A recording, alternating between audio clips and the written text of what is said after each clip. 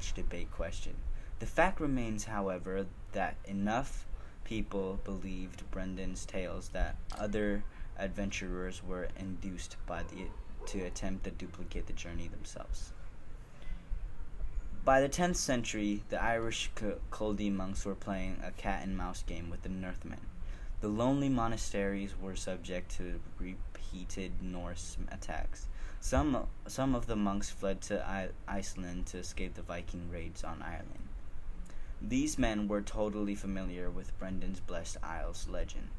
When the Norse began to emigrate to Iceland, the Culdee colonies there, including women and children, many of the monks were married, fled again to the west to find refuge in Brendan's Isle stories. Filtered back to Europe of Irish Culdee settlements in Greek Ireland, far to the west. Many of the Iceland sagas make reference to this. Grey Ireland or White Man's Land. If Grey Ireland were in North America, it is likely that even this refuge was later shattered by the advent of Norsemen. For many years, the veracity of Vikings' claims to the discovery of the New World as hotly debated. Relatively recent archaeology discoveries, however, have proved that the intermediate Norsemen did indeed reach North America and establish colonies here.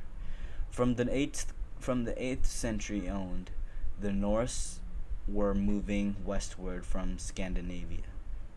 They established communities in Shetland and Faroe and Orkney Islands, as well as in the Hebrides, Scotland, and in Ireland about AD 874.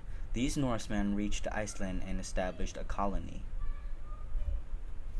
Recent archaeological discoveries have the existence of Vikings in North America proved the existence of Vikings in North America. When Eric Thorwaldsen was a young boy in Norway, his father was outlawed for the crime of manslaughter. Thorwald and his family were exiled to the Iceland colony. This particular kind of trouble seemed to run in the family because in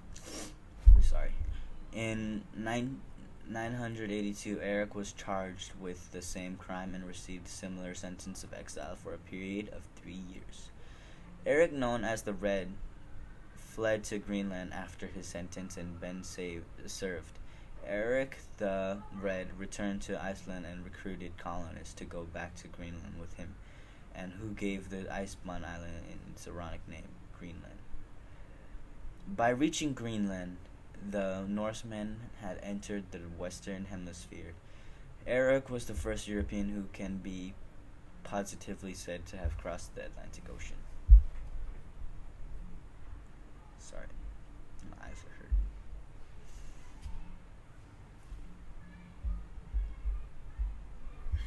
In 986, the trader Bjarni Herjolfsson was on his way home from Norway to visit his father in Iceland.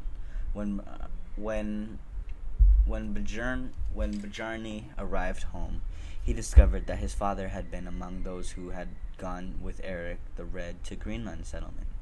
Young Bjarni set sail, however, completely bypassed Greenland in the dense fog. For many days, the Vikings could not even tell in what direction they were sailing. Soon after the fog lifted, they sighted land but could not identify it. The only thing that they knew for sure was that it was not Greenland. They sailed north along the landfall for several days, but did not land. Bjarni attempted to retrace his voyage and finally did reach Greenland colony. Bjarni may have sighted the shores of North America, but if he did, he seems to be utterly unimpressed. In the year 999, Eric the Red's son, Leif Erikson, sailed to Norway from Greenland. In Norway, Leif was converted to the Christian faith. The king of Norway sent Leif home again to the Greenland as a mission.